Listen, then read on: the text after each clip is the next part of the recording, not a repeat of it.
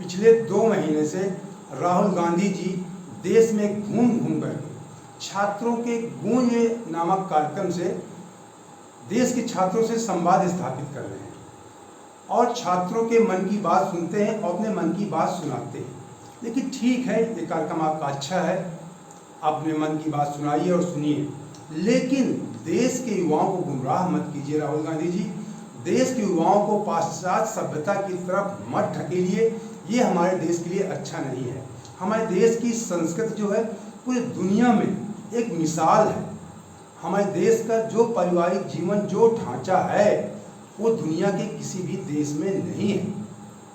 जो संयुक्त परिवार, जो एक दूसरे माता पिता या पत्नी या बेटियों की किस ढंग से इज्जत की जाती है हमारे देश में, ऐसा पूरे विश्व में कहीं नहीं है। राहुल गांधी आज जो उनका छात्रों गूंज कार्यक्रम था, पुणे में था, आज शनिवार को 22 अगस्त को, तो उन्होंने वहाँ पे एक बहुत बड़ी टिप्पणी मनुस्मृति को लेकर की। उन्होंने कहा कि मनुस्मृति में लिखा है कि महिलाएं जो हैं वो पुरुषों की संपत्ति होती है। उन्होंने कहा कि बेटी पिता की संपत्ति होती है, पत्नी उसके पति की संपत्ति होती है, और जब वो औरत बूढ़ी हो जाती है तो बच्चों के लिए उसका जीवन बच्चों की संपत्ति होती है। अरे राहुल, मतलब महिलाओं को 3 भाग विभाजित किया कि महिला पूरा जीवन वो पुरुषों की संपत्ति होती है। मतलब पहले पिता की संपत्ति बेटी के रूप में, फिर पति की पत्नी के रूप में संपत्ति, फिर अपने बच्चों की बूढ़ी माँ के रूप में संपत्ति। ये तो गर्व की बात है। संपत्ति क्या, संपत्ति से बढ़कर राहुल गांधी जी हमारे लिए महिलाएं होती हैं। संपत्ति तो दरकिनार कर देंगे, संपत्ति हमारे लिए कुछ नहीं भारतवासियों के लिए। सबसे बड़ी संपत्ति हमारी बहन बेटी, हमारी माताएं हमारे लिए। आपने संपत्ति को छोटी तुलना की है।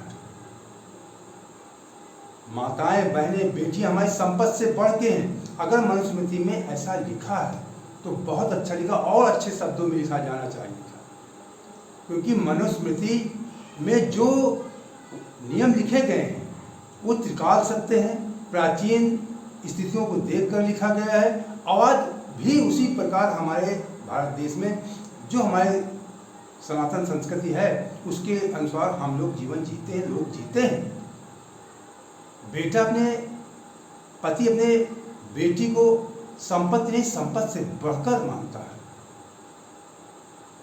एक पिता अपने बेटी के लिए जिस प्रकार संपत्ति को लोग संजो कर रखते हैं, तिजोरी में रखते हैं, सहेज कर रखते हैं, कहीं चोर चुराए, उसी प्रकार पिता रात दिन चिंतित रहता है अपनी बेटी के भविष्य को लेकर। अच्छे से पढ़ाता है, लिखाता है, उसे शादी ब्याह अच्छे संस्कार देता है कि कहीं हमारी बेटी भटकने न पाए। उसके बाद पति यही काम करता है कि हमारी पत्नी को अच्छे ढंग से सहेज कर रखता है। जब महिला बूढ़ी हो जाती है तो उसके बच्चे, सब कुछ जो संस्कारित बच्चे होते हैं वो सब कुछ अपनी माँ के लिए, अपनी दादी के लिए निछावर कर देते हैं, जान कुर्बान कर देते हैं लोग बेटियों के लिए, माताओं के लिए, पत्नियों के लिए। आप कहते हैं संपत्ति, उन्होंने कहा कि शर्म की बात है, महिलाओं को आत्मनिर्भर होना चाहिए। राहुल गांधी ने कहा कि शर्म की बात है कि महिलाओं को संपत्ति समझा जाता है। अरे हमारे लिए संपत्ति से बढ़ के हमारे लिए गर्व की बात है। दोस्तों नमस्कार, हमारा नाम योगेश शुक्ला है और आप इस समय स्पष्ट संदेश देख रहे हैं। अभी जो हमने चर्चा किया कि राहुल गांधी जी कहते हैं ये शर्म की बात है, मनुस्मृति में लिखा है कि जो बेटियां हैं, पत्नी हैं, माताएं हैं, वो संपत्ति हैं। संपत्ति बहुत छोटी चीज़। उन्होंने कहा कि शर्म की बात है, महिलाओं को आज़ाद होना चाहिए। अरे हमारे यहाँ महिलाएं सदैव देवी मानी गई हैं, शक्ति का रूप उन्हें कहा जाता है, अन्याय के खिलाफ लड़ती हैं हमारे यहाँ की माताएं बहनें, देवियाँ। ये आज नहीं, युगों से चला आ रहा है। राहुल गांधी कहते हैं कि आज़ाद होना चाहिए, शर्म की बात है। शर्म तो हमें आती है। मैं आपको थोड़े बताते हैं राहुल गांधी ने क्या क्या कहा, लेकिन आप थोड़ा बता दें, आपसे चर्चा कर लेते हैं। आज से 2 वर्ष पहले तक मैं राहुल गांधी जी की बहुत इज्जत करता था, लेकिन राहुल गांधी की बोल बिगड़े थे। आज से लगभग 4-5 वर्ष पहले से राहुल गांधी जी के बोल काफ़ी बिगड़ चुके हैं। उनका बहुत कट्टर समर्थक था। 50 की उम्र तक वो जनेऊधारी संस्कारित ब्राह्मण हुआ करते थे, दिखाया करते थे, आप लोग देखते भी रहे होंगे। लेकिन 50 क्रॉस करने के बाद जब लोग संस्कारित होते हैं तब लोग पाश्चात्य सभ्यता की तरफ राहुल गांधी ज़्यादा आकर्षित हो गए। यह पहले का दिखावा है, 50 के उम्र के पहले वो जनेऊ दिखाया करते, सबके आप संस्कारी ब्राह्मण बताया करते थे, जनेऊधारी ब्राह्मण, या अब उनकी जो आपका क्रियाकलाप वो दिखावा है। मुझे तो लगता है कि दोनों ही दिखावत है, नव संस्कारी ब्राह्मण अपने आप को बन पाए, साबित कर पाए, या जो इस समय कर रहे हैं कि जाति धर्म को लेकर, जात के लेकर के तमाम इधर उधर की बिगड़ी बातें करते हैं। आप लोग देखते होंगे राजनीति स्वार्थ के लिए इतना मत गिरी राहुल गांधी जी, सत्ता आए या जाए, कम से कम हम अपने देश को टूटने मत दीजिए, गलत रास्ते पर गलत संदेश मत दीजिए। मैं उनसे निवेदन करना चाहता हूँ राहुल गांधी जी से, आप इधर 3-4 वर्षों से देश को जातियों में उलझाना चाहते हैं, आपस में बांटने के जो काम कर रहे हैं, जो कांग्रेस ने कभी नहीं किया था।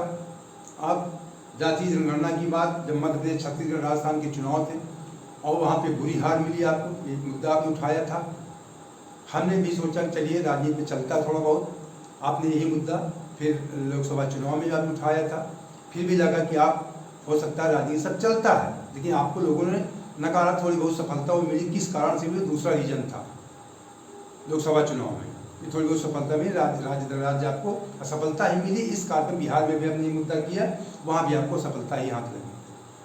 तो देश की जनता बांटना नहीं चाहती जाती, जो आप बांटने का प्रयास करते हैं अपनी ओछी राजनीति के लिए।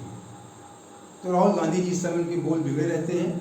आप उन्होंने तमाम जो होते हैं, आप लोग देखते हैं सनातन के जो दुश्मन होते हैं, जो मनुस्मृति इतिहास के खिलाफ बोलते रहते हैं, या हिंदू सनातन संस्कृति के खिलाफ, तमाम रीति रिवाजों के खिलाफ, वही हाल बहुत हल्के में दबी जुबान से राहुल गांधी ने भी बोला, कहा कि इस साल की बात है, मनुस्मृति को उन्होंने उदाहरण दिया। तो आप बता दें राहुल गांधी छात्रों को कुछ कार्यक्रम जो चल रहा है, उन्होंने 17 जून को कोटा में किया था, उसके बाद देहरादून में 17 जुलाई को किया, 8 अगस्त को प्रयागराज में किया था, जो काफ़ी चर्चित था, मीडिया में आपने देखा भी होगा। और शनिवार को आज उन्होंने पुणे में किया छात्रों की गूंज कार्यक्रम में। उन्होंने कहा कि महिलाओं को अपनी पहचान, उन्हें आज़ाद होना चाहिए, किसी के आश्रित नहीं होना चाहिए, खुद की पहचान होनी चाहिए, माता पिता के आश्रित नहीं होना चाहिए। राहुल गांधी जी, आप भूल जाते हैं आपकी पहचान स्वर्गीय पूज्य परम पूज्य राजीव गांधी जी के नाम से है। आपकी कोई ऐसा कोई कार्य अभी तक आपने नहीं किया है कि अपने नाम से आप जाने जाएं। अगर आपके पिता का नाम, आपके परिवार का नाम, आप उसकी दुहाई भी देते हैं, मेरे खानदान, मेरी दादी, मेरे पिताजी ऐसे थे वैसे थे, उन्हीं के नाम से अपनी पहचान बनाते हैं। आप कहते हैं कि खुद की पहचान, आप अपनी खुद की पहचान अभी तक सही ढंग से नहीं स्थापित कर पाए और युवाओं को बरगला रहे हैं। पहचान तो कहीं ना कहीं माँ बाप की जुड़ी ही होती है। लोग सबसे पहले यही प्रश्न करते हैं, आप किस खानदान से बिलोंग करते हैं, आप किसकी बेटी हैं, किसके बेटे हैं, आपके पूर्वज कौन है, सबसे पहले लोग यही पूछते हैं। उनका बायोडाटा यहीं से शुरू होता है, माता पिता से। तो माता पिता की पहचान कोई बुरी पहचान नहीं, अपनी पहचान होनी चाहिए, लेकिन साथ में माता पिता की पहचान गर्व की बात है। उन्होंने एक बात कही कि महिलाओं से कहा जाता है कि बाहर जाओ, कुछ हो गया तो, मतलब बेफजूल की बातें करें। कुछ हो गया तो लोग, घर के लोग कहते हैं कि आप बाहर जाएंगे, कुछ उधर मत जाओ, इधर मत जाओ, कुछ हो गया तो। अरे कितनी अच्छी बात हमारे देश की, कितना हम लोग ख्याल रखते हैं माताओं को, बहनों को अपने, इधर उधर मत जाइए, गलत रास्ते जाने से रोकते हैं। संपत्ति से बढ़ के, मैंने एक शब्द कहा, संपत्ति से बढ़ के, संपत्ति चली जाएगी कोई नहीं, कुछ भी नहीं। हमारे भारतीय संस्कृति में कहा जाता है धन गया कुछ भी नहीं गया, इज्जत गई सब कुछ गया। तो अगर हम उन पर नजर रखते हैं, इधर मत जाओ उधर मत जाओ, कितनी सम्मान की बात है। हमें अपनी इज्जत की फिक्र है। पाश्चात्य सभ्यता को मत बनाए, पाश्चात्य सभ्यता इज्जत की कोई कदर नहीं है। इज्जत चली जाए, वहाँ धन न जाए, हमारे यहाँ धन दौलत सब कुछ चला जाए, हमारी इज्जत न जाए। ये हमारे भारतीय संस्कृति है। राहुल गांधी जी कहते हैं कि आपको कहा जाता है कि इधर मत जाओ उधर मत जाओ, आपको आज़ाद होना चाहिए। ऐसा छात्राओं से कह रहे थे, छात्राओं से आज उनका कार्यक्रम था, छात्राओं से पुणे में, छात्रों या छात्राओं से उनका कार्यक्रम था। उन्होंने आगे कहा कि 3 बॉक्स में रखा जाता है, एक बेटी, पत्नी और माँ। क्या गलत नहीं है? उन्होंने कहा कि मनुस्मृति कहती है जब लड़की छोटी होती है तो वह अपने पिता की संपत्ति होती है, जब वह युवा होती है तो पति की संपत्ति होती है, जब बूढ़ी होती है तो उसका पूरा जीवन बच्चों की संपत्ति। अगर मनुस्मृति ऐसा कहती है तो गर्व की बात है। संपत्ति तो बहुत, मैंने कहा संपत्ति बहुत छोटी चीज है। संपत्ति को हम लोग निछावर कर देंगे, कुछ भी नहीं संपत्ति हमारे लिए, हमारे देशवासियों के लिए। पिता अपनी बेटी के लिए संपत्ति कर्ज, राहुल गांधी जी को नहीं पता कि एक पिता अपनी बेटी को पढ़ाने के लिखाने के लिए शादी बैग सब कुछ निछावर कर देता है। ये बात उनकी समझ में नहीं आती है। आगे वो कहते हैं कि महिलाएं परिवार का हिस्सा नहीं मांग सकती। राहुल ने मैंने कहा अगर आपका भाई हिस्सा मांगता है तो उसका अधिकार है, अगर आप हिस्सा मांगते हैं तो हिस्सेदारी है। अरे राहुल गांधी जी, आप किस दुनिया में रहते हैं? भारत की जमीनी हकीकी संस्कृति को आपको नहीं समझ रहे हैं। भारत के लोग अपने बहन बेटियों को पढ़ाने लिखाने में बेटों से ज़्यादा सम्मान करते हैं, पैसा रुपया सब कुछ खर्च करते हैं। एक पिता के लिए बेटी उनकी परी होती है। उसके शादी ब्याह में पिता सोचता है कितनी अच्छी से अच्छी शादी कर दी जाए, बेटे के लिए धन दौलत बचे या न बचे। लोग समझ लोग अपने मकान और खेती, अपने मकान जायदाद बेच करके, घर पेड़ बेच करके लोग बेटी की अच्छी से शादी करते हैं, लाखों करोड़ खर्च कर देते हैं इसी बात पर।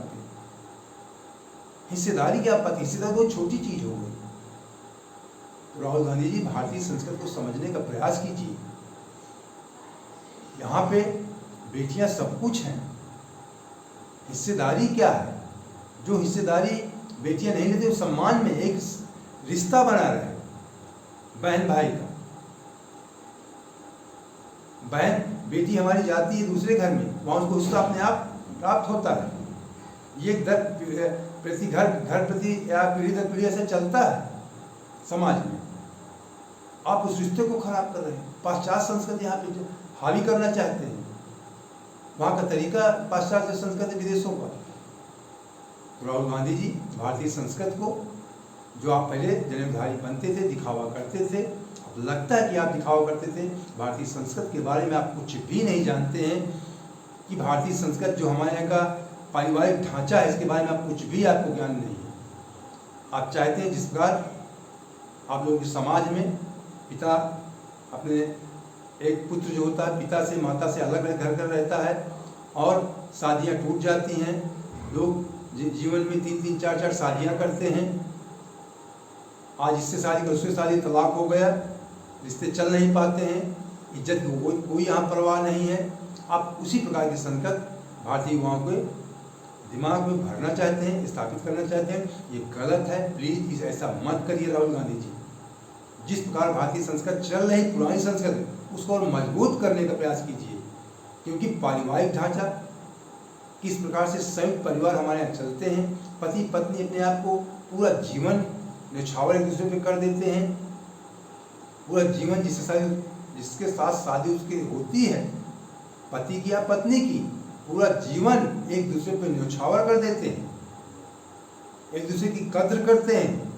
ये नहीं कि 30 साल 40 साल बाद शादी होने के बाद तलाक दे दिया जाए, हमारे ऐसा नहीं है भारतीय संस्कृति में। तो जरा सीखिए भारतीय संस्कृति कैसी है, कितनी सम्मानजनक है, कितना आदर पूर्वक यहाँ महिलाओं को कितना सम्मान दिया जाता है, देवी माना जाता है। अपनी बेटियों के लोग पैर पूछते हैं, पैर छूते हैं, बहन बेटी के लोग यहाँ पे सम्मान की नज़र से देखा जाता है। और उन्हें आप संपत्ति कहते हैं। संपत्ति नहीं, हमारे लिए देवी है। सब संपत्ति तो कुछ भी नहीं उनके सामने। तो राहुल गांधी जी, प्लीज ऐसा मत करिए। हम अपने देश के युवाओं से, छात्रों से भी अपील करना चाहेंगे, अगर ऐसी बातें देश का कोई भी नेता किसी भी पार्टी को हो, इस तरह की उलझुल बेफजूल बातें करता है, तो उसकी बातों में बरगलाने में कभी मत आना। क्योंकि आजकल इस समय देश में खड़न चल रहा है। मनुस्मृति जलाओ, रामायण जलाओ, गीता पुराण जलाओ, ये सब चल रहा है देश में। आप लोग खुद पढ़िए, पढ़ने के बाद तब उस पर निर्णय लीजिए कि भारतीय संस्कृति कितनी, मतलब शब्द नहीं मेरे पास कि कितनी सुंदर है, कितनी बेहतरीन है, कितनी लाजवाब भारतीय संस्कृति है। आप खुद पढ़िए, शिवपुराण पढ़िए, गीता पढ़िए, मनुस्मृति पढ़िए, हम सब पढ़ते हैं। उसके बाद फिर निर्णय लीजिए कि ये व्यक्ति फला नेता है, फला नेता सही कह रहा है, गलत कर रहा है। ये लोग कुछ भी नहीं पढ़ते हैं, बता दें। उसके बावजूद केवल इनको 1-2 लाइन कहीं पढ़ लिया पड़ा, लेकिन उस पर गहराई पे नहीं जाएंगे, क्योंकि ऐसी भाषा होती है वो लोगों को समझ में ही नहीं आती। तो आप पढ़े लिखे छात्र हैं, युवा हैं, आप पढ़िए, अध्ययन करिए, उसके बाद विचार कीजिए। इन नेताओं की, किसी भी पार्टी, किसी भी दल के नेताओं के बहकावे में मत आइए। अगर आपको हमारा वीडियो अच्छा लगा है तो लाइक शेयर भी कर देना। जय हिंद, जय भारत।